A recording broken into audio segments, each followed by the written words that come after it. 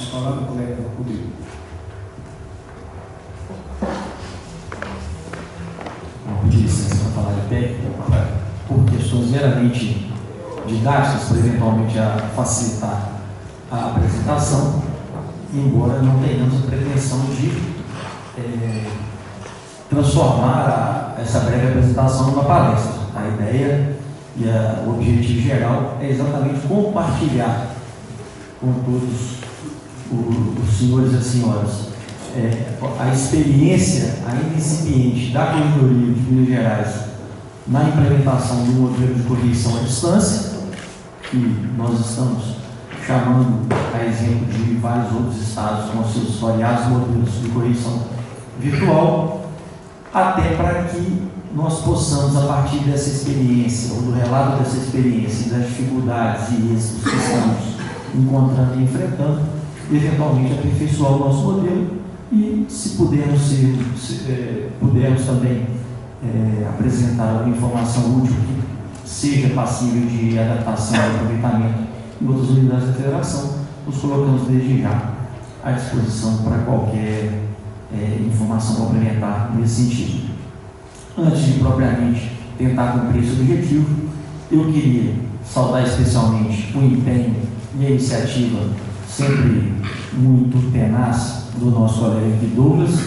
e embora pudesse ser supérfluo em relação ao aspecto organizacional, em que a perfeição já se apresenta por si só e dispensa qualquer elogio, eu queria agradecer demais a Carla pela sua particular atenção na preparação de todo o material,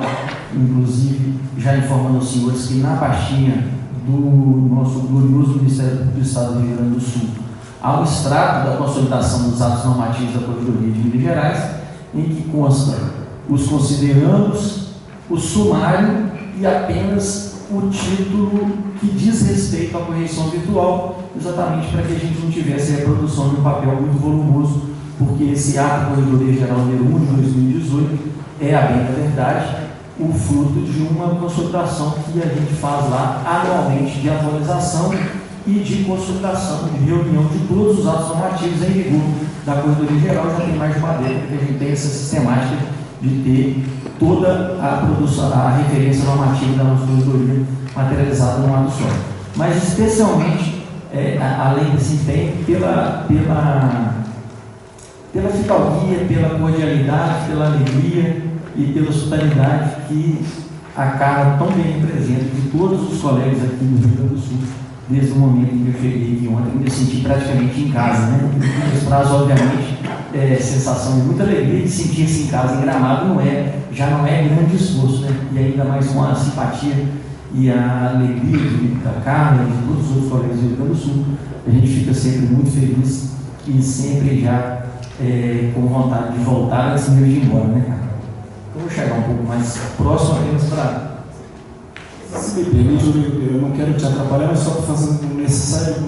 corte. Eu gostaria de registrar a presença do Dr. Samuel, colega da Corregedoria Nacional, que nos prestigia com a sua presença. Inclusive, convidar o Dr. Samuel para compor conosco a mesa aqui e até dividir conosco o produto desse trabalho apresentado aqui. Vou pedir licença só para chegar mais próximo.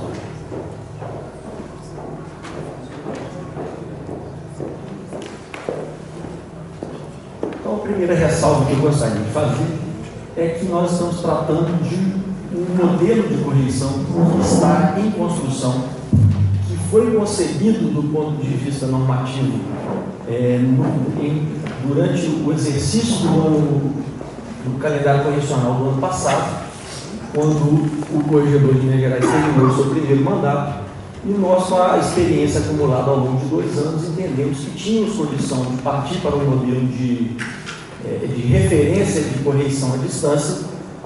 e que o ideal seria que esse modelo fosse construído à medida que ele se desenvolvia. Ou seja, nós investimos na concepção do modelo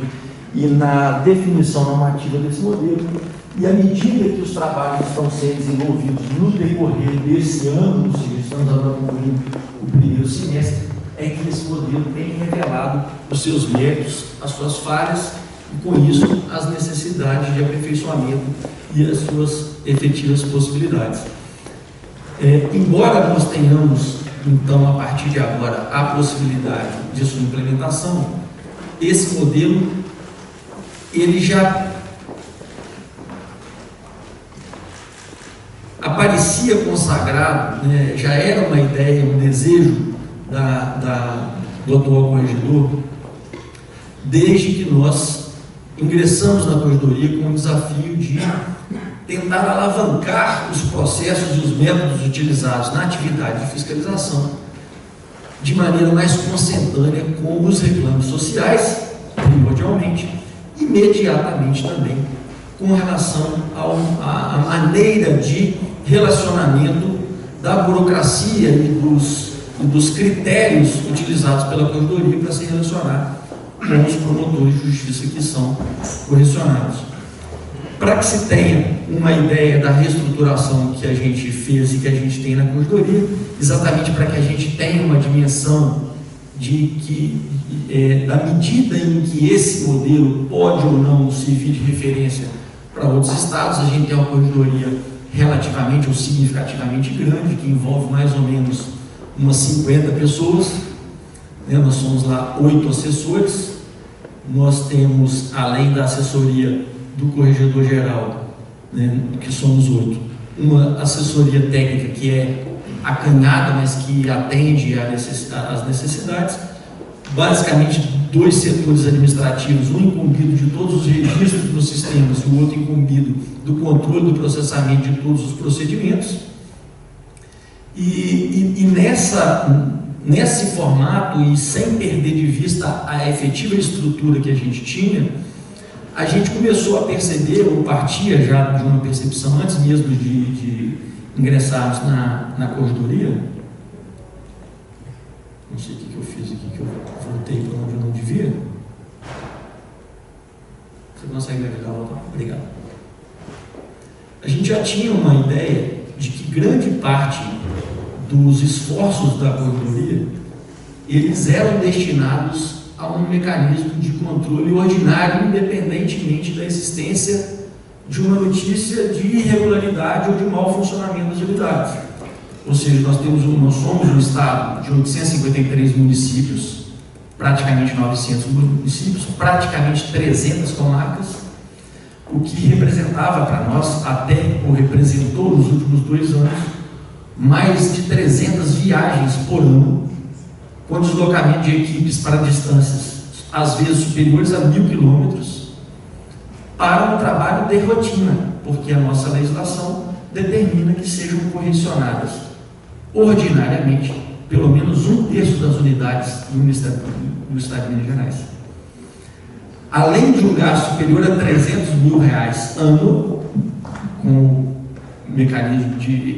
com gasto direto de deslocamento diários e do risco que isso representa nas estradas, nas condições que nós temos, nós percebemos que grande parte da energia da corregedoria, para não dizer a maior parte da energia do poder correcional, estava direcionado para uma atividade rotineira que se baseava em levantamentos de amostragem, baseados em trabalhos previamente selecionados pelos próprios órgãos correcionados e que invariavelmente produziam um resultado de duvidosa utilidade, de duvidosa eficiência para a evolução institucional. Ou seja, a corregedoria, no seu papel de controle interno, ela contribuía muito pouco, gastando muita energia. E a partir dessa constatação é que nós procuramos, dentro do planejamento estratégico institucional, identificar entre os macro-objetivos da instituição aqueles que deviam responsabilizar também a própria corregedoria no sentido da sua obrigação de gestão dos recursos públicos, no sentido de que ela deveria também planejar sua própria atividade, e for exatamente a identificação da coincidência dos macro-objetivos institucionais com os objetivos que se aplicavam mais diretamente à corregedoria, que nos levaram a criar o nosso próprio mapa temático para identificarmos dentro das mudanças que poderíamos implementar em 2 inicialmente, mas agora em 4 anos efetivamente, do ponto de vista da atividade de fiscalização e de orientação. E o processo de trabalho que poderia traduzir do ponto de vista da corredoria a efetivação desses macro-objetivos foram todos mapeados num nível de prioridade, e um desses processos de trabalho, já no início de 2017, era a implementação da correção virtual, independentemente da sua efetiva execução, ficar a cargo da própria equipe, caso houvesse a recondução do corregedor, ou não havendo, ela seria inserida num mecanismo de transição que estava também regulamentado por um ato normativo específico do corregedor. Então foi nesse contexto, né, que eu poderia detalhar, mas não vejo necessidade, que se idealizou uma correção virtual. A partir da constatação de que a própria correção presencial é um mecanismo de duvidosa efetividade, sobretudo porque no modelo que sempre tivemos, partia de uma singela avaliação aleatória e tinha o principal foco numa amostragem fornecida pelo próprio órgão correcionado, que evidentemente selecionava a fina flor da formosura da sua produção laboral. De tal maneira que, às vezes, o resultado da correção, a depender da equipe correcional ou a depender do esforço empreendido pelo promotor ao longo do tempo para separar o seu melhor trabalho, distorcia o resultado em relação àquilo que a gente preconizava, que era verificar até que ponto aquela unidade corresponde aos receios e oferece uma resposta satisfatória dentro dos recursos disponíveis para a unidade, da estrutura de que dispõe o promotor, para a realidade em que está inserida aquela unidade, diante, sobretudo, da complexidade e da pluralidade de realidades que nós temos dentro do Estado de Minas Gerais, e que se revela já desde a ideia de que não se pode conferir a mesma metodologia de avaliação para uma promotoria especializada na capital e uma promotoria única lá em Itaiobeiras, Rio Parque, Minas, lá em Espinosa, na fronteira com a Bahia, ou lá em Uberaba, perto de São Paulo, enfim. E aí a gente começou a adaptar no modelo transicional aquela prática e a cultura institucional que já existia em relação à correção ordinária para transformá-la num modelo à distância. E isso foi feito, e eu vou tentar, obviamente, resumir no menor tempo possível a normatização que os senhores têm em seu poder,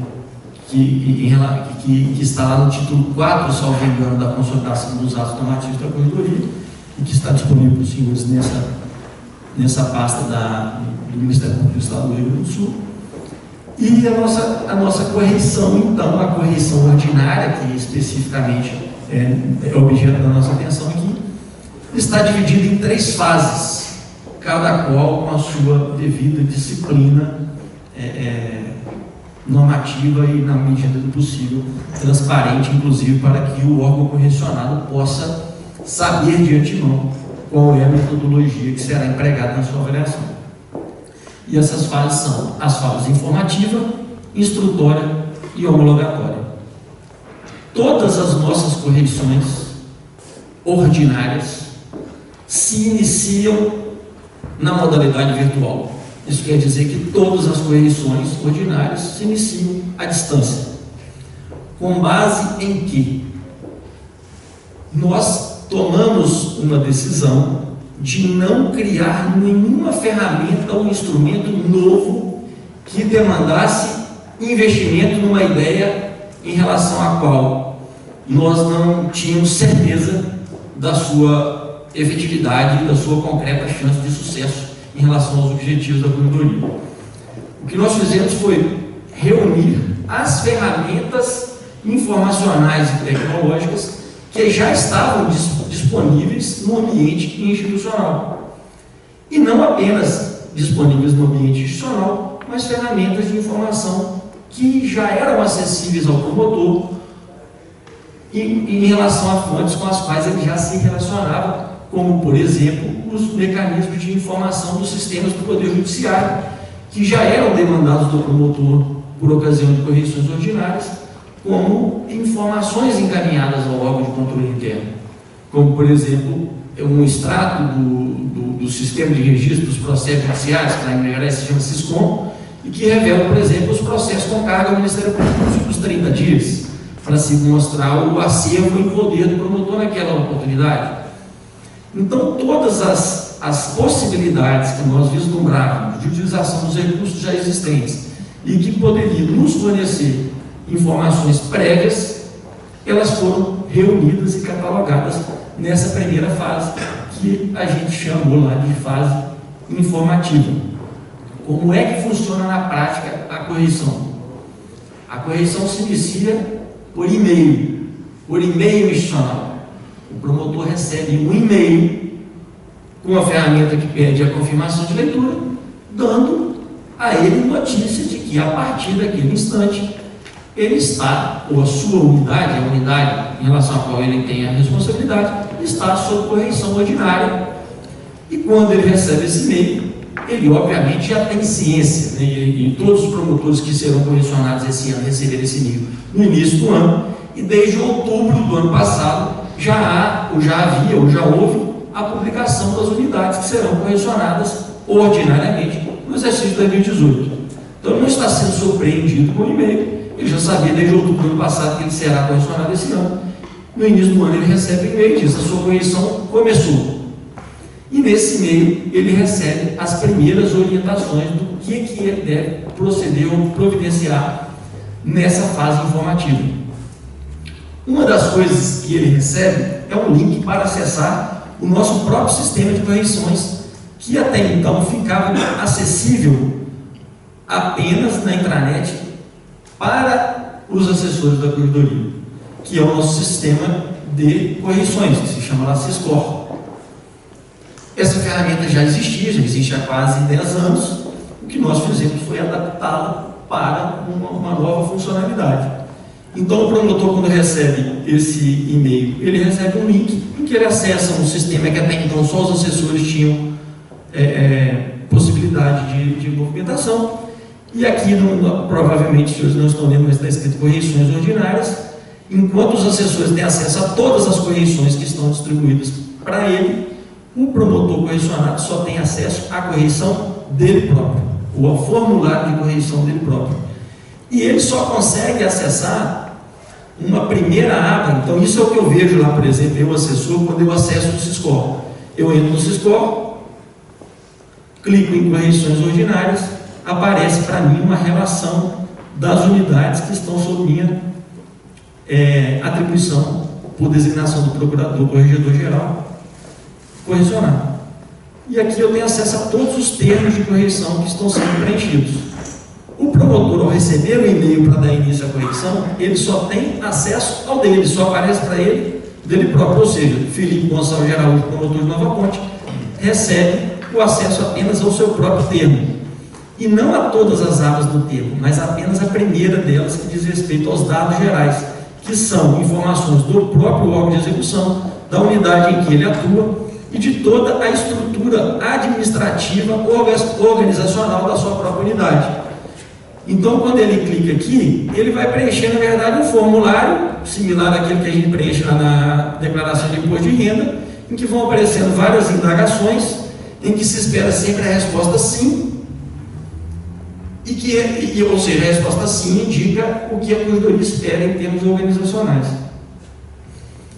E ele preenche informações que são básicas: quando os servidores estão lotados na unidade, se o servidor está afastado, se ele coopera em outra unidade. São questões meramente administrativas, organizacionais, que não interferem diretamente na sua produtividade, na sua operacionalidade, na sua pontualidade em relação ao serviço. São informações de natureza burocrática administrativa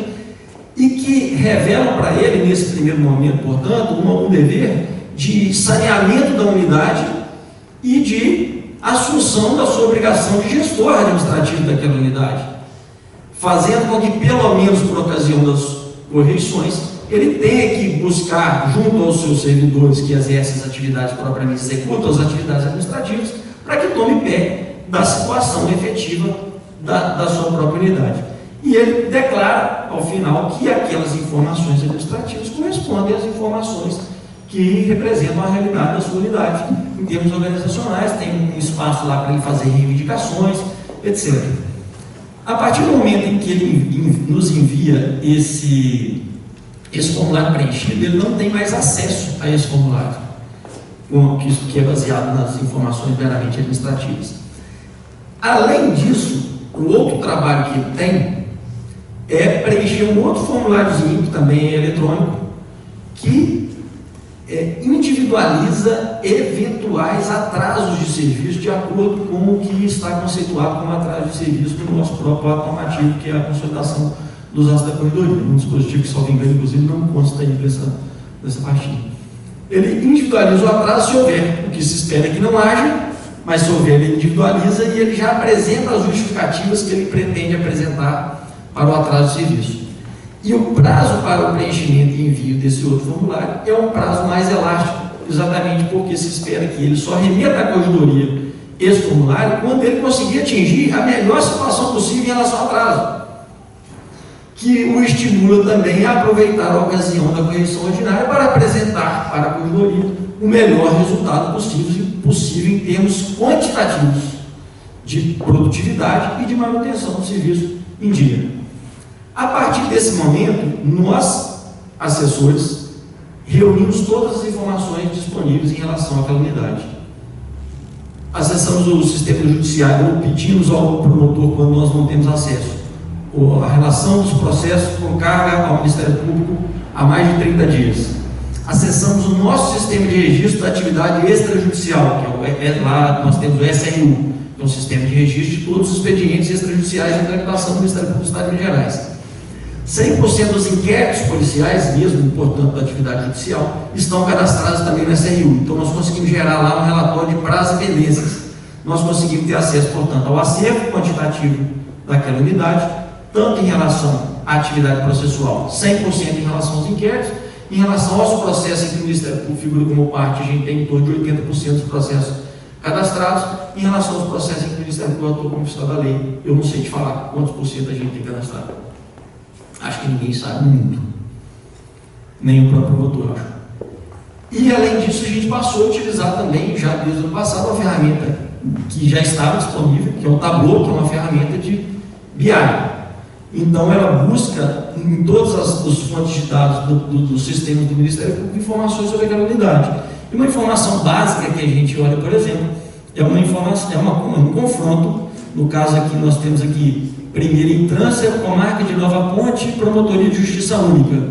Então, eu tenho aqui da atividade extrajudicial dessa promotoria o volume de registro de notícias de fato, procedimentos administrativos, de natureza individual, sobretudo, e procedimentos preparatórios em inquéritos civis. E que já me dá uma certa radiografia da capacidade dessa unidade em responder formalmente à demanda, comparando o que entra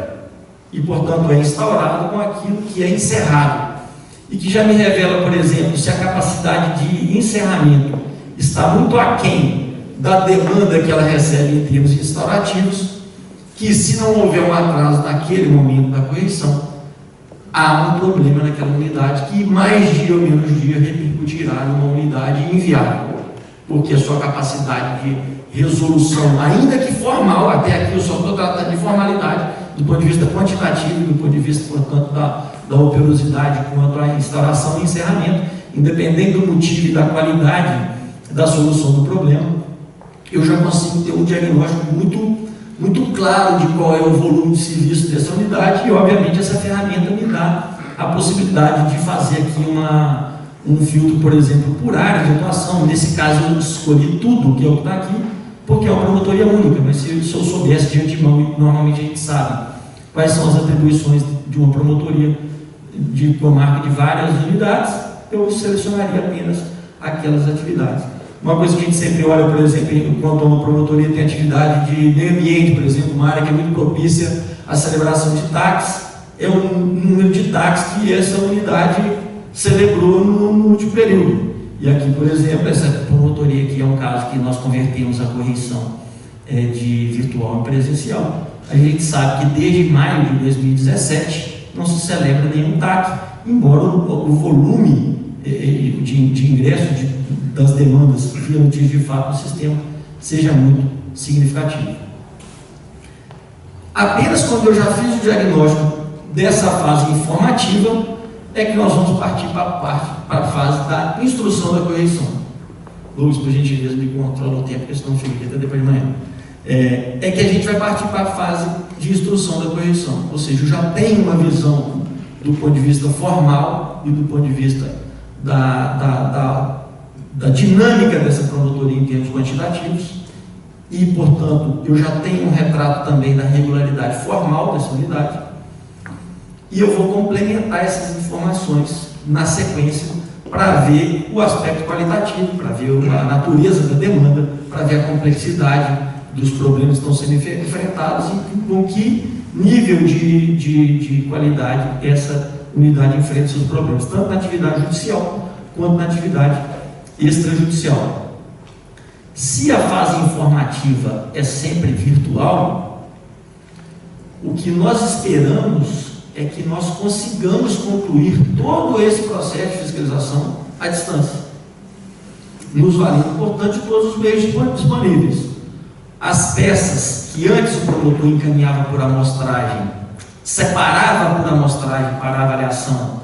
da equipe correcional em loco, ele encaminha por e-mail ou coloca na pasta virtual, que é uma pasta no nosso sistema lá, similar ao Dropbox,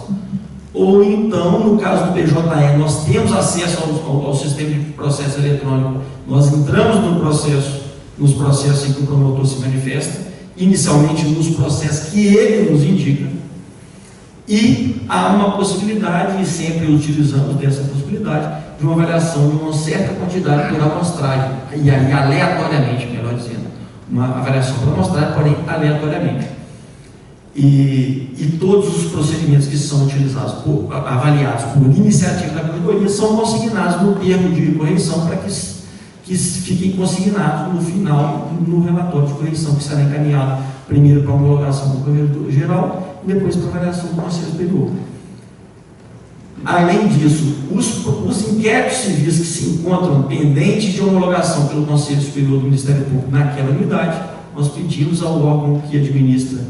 os órgãos colegiados na coisa e avaliamos o nível e a qualidade, tanto da condução daqueles inquéritos civis, que, portanto, não são avaliados por escolha do Ministério da Corredoria, são aqueles que naquele momento histórico estavam pendentes de apreciação pelo Conselho Superior, e também se ele se encontra corretamente fundamentado. Nós não entramos no mérito do arquivamento, porque isso é uma competência do Conselho, mas nós avaliamos se ele se encontra adequadamente fundamentado, possibilitando a aferição do Conselho Superior. A mesma coisa nós fazemos se houver algum inquérito policial arquivado que esteja submetido à avaliação do Procurador-Geral de Justiça para fins do artigo 28 do Código de Processo Penal. E a mesma coisa nós fazemos via Superintendência Judiciária, que é um órgão administrativo da Procuradoria de Justiça, em relação aos processos daquela unidade que estão tramitando no tribunal e que estão na pendência de parecer na segunda instância pelo Procurador de Justiça. E, do ponto de vista, portanto, da avaliação da qualidade das manifestações processuais, são essas as peças que serão objeto de análise pela Procuradoria, em princípio. E essa fase instrutória virtual é complementada com uma entrevista à distância, que é feita, iniciada pelo corregedor-geral, que inicia todas, por um subcorregedor e por um assessor, que é uma entrevista também agendada por e-mail, é encaminhado um link para o promotor de acesso à conta do... A gente está usando o Hangout, mas vai passar a usar um sistema da própria Procuradoria, que é o Zimbra, que permite chamada à distância de áudio e vídeo. Mas a gente está usando o Hangout, que é do Google, que é tipo um FaceTime, similar a Skype, etc. Não usa o Skype exatamente porque não pode ser utilizado, porque a licença é para uso doméstico. Então a gente está usando uma licença restrita do Hangout, que permite contas restritas. Pequeno número de contas, melhor dizendo. Então, faça uma entrevista com o promotor, em que a atuação qualitativa dele, sobretudo em relação à resolutividade e à qualidade da atuação, é demandada, num primeiro momento, como autoavaliação. Ou seja, qual é a primeira pauta da entrevista à distância? É o convite ao promotor para que ele nos relate aquilo que, na visão dele, ele faz melhor,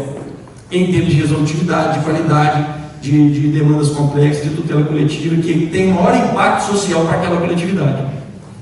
E a gente confronta o relato desse promotor com os dados que nós já temos na fase informativa. Ou seja, a gente verifica se ele fala assim, mas eu faço acordo, os meus processos estão atrasados, mas eu faço acordo demais, mas faz acordo com qual instrumento, se há um ano, se não celebra nenhum TAC. Quando todas essas informações são harmoniosas, formalmente a unidade está em dia, o relato é verossímil, é condizente com a operosidade que o promotor revela ter, e a qualidade do serviço é adequada. E isso vem ainda com aquelas informações oficiosas que sempre chegam na rádio peão, no sentido de que aquele promotor é operoso e é reconhecido pela coletividade, eu particularmente faço busca em fontes abertas, então eu consulto Facebook, Google, o sujeito da palestra, se ele... Basicamente o sujeito daquilo que está disponível no Google, joga o nome dele no mínimo, para ver o que está acontecendo no relacionamento dele com a própria comunidade. Se isso tudo está harmoniosamente indicando que se trata de uma unidade que não desperta a atenção da corredoria, a segunda fase, que é a instrutora, também é encerrada na modalidade virtual, e o termo é encerrado e encaminhado para o corregedor geral para fim de homologação e encaminhamento posterior à aprovação do Conselho Superior do Ministério Público. Se eu, nesse meio tempo, vejo uma unidade com serviço atrasado, com baixa capacidade de resposta quantitativa, peças produzidas sem o devido cuidado do ponto de vista qualitativo, um promotor apático nos relatos da sua atividade, um promotor que na sua autoavaliação é incapaz de mostrar para a corredoria um bom trabalho, ou seja, na própria avaliação dele ele não tem o que mostrar de bom para a corredoria. Essa correção ainda na fase instrutória, embora isso pudesse ser feito a qualquer momento, mesmo na fase antecedente informativa, ela é convertida na correção presencial. A equipe correcional propõe ao corregedor que ela seja convertida presencialmente, na modalidade tradicional, vamos dizer assim, e há a possibilidade, inclusive, de se determinar o objeto específico para a correção ordinária, de tal maneira que ela quase se transforma na correção extraordinária, que a gente tem utilizado lá no mecanismo, nas conversões que fizemos, de conversão em correção temática.